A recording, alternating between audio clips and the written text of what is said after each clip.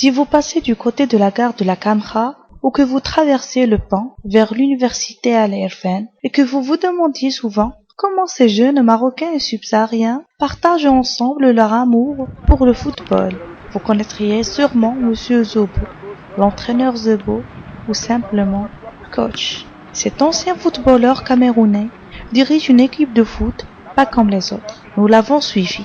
Nous avons demandé à ces dizaines d'enfants sur le terrain de nous parler d'Olivier Zobo. Voilà pour vous le portrait d'un entraîneur de foot et de cœur.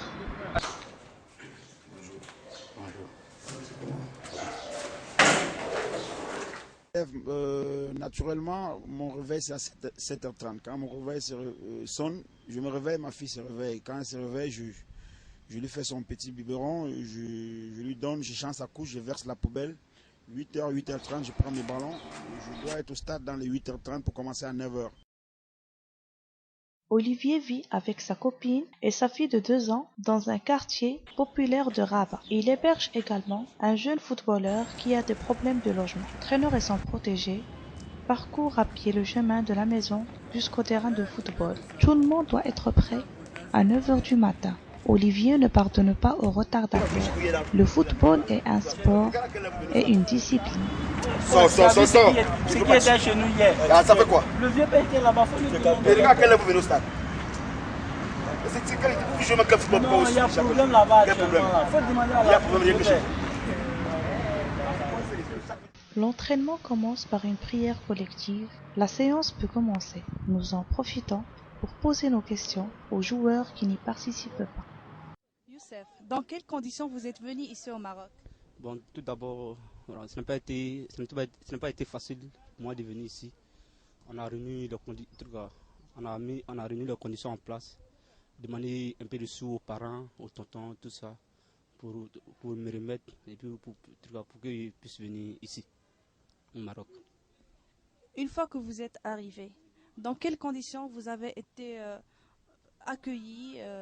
Avez-vous facilement trouvé un club, des connaissances ici? Bon, tout d'abord, avant de venir ici, je savais que j'ai un ami qui était ici et était en contact avec lui depuis la Côte d'Ivoire.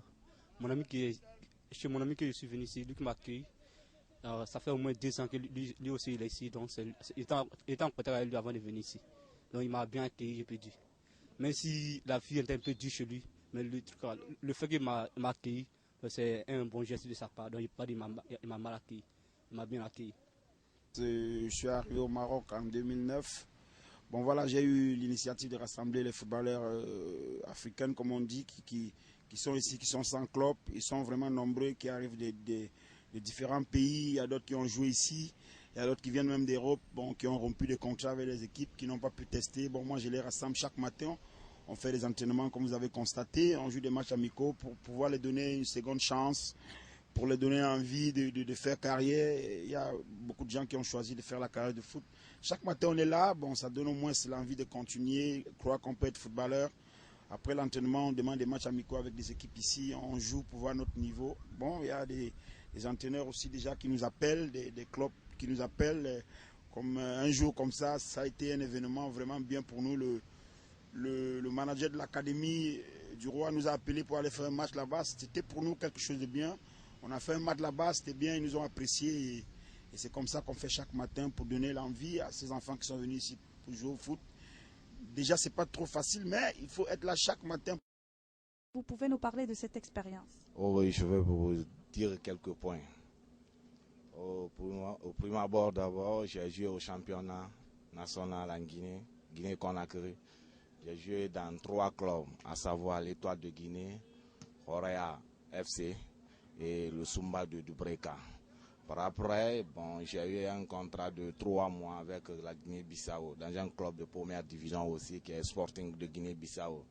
Là-bas, je suis allé faire 3 mois. Après les 3 mois, je me suis retourné à Conakry. Après ça, j'ai été en contact avec un manager qui m'a envoyé ici pour les textes, soi-disant qu'il va m'envoyer en Asie, précisément en Thaïlande. Bon, quand je suis venu ici, il y a eu des petits problèmes.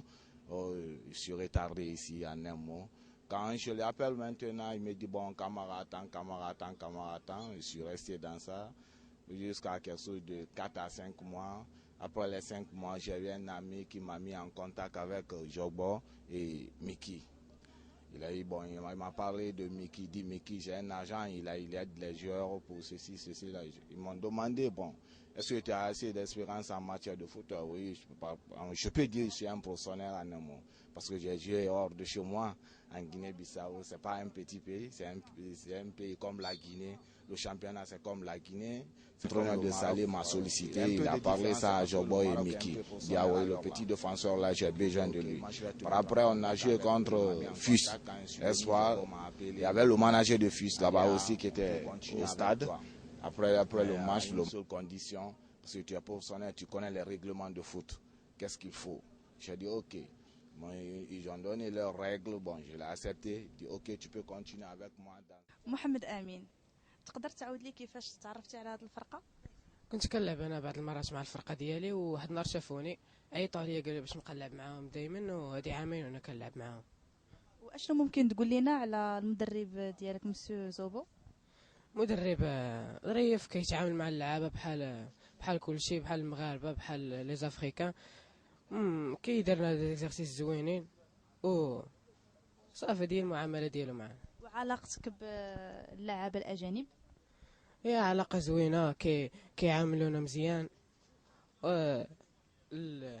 اللعابه كلهم كيكونوا منسجمين بيناتهم، وتا انا كنتجاوب معاهم.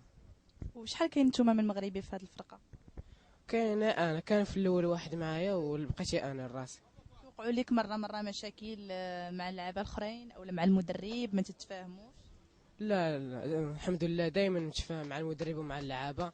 كي قلت لك راه حنا منسجمين في الفرقه، ما كاين حتى واحد كيغوت على الاخر. اللي دار شي حاجه ما كنصفقوا عليه وكاع ما كنديوه. Après 4 heures d'entraînement, les joueurs récitent une dernière prière pour clôturer cette journée. Mais le travail du coach ne finit pas. Il doit assurer le suivi après chaque séance d'entraînement. C'est lui qui désigne le joueur qui s'occupera des t-shirts ou des ballons. Et c'est ainsi que l'entraîneur finit sa matinée pour rentrer s'occuper de sa famille. Je tiens à remercier le coach pour sa sympathisation, par sa gentillesse. Vraiment, c'est une personne honorable. Vraiment, c'est pas facile pour lui.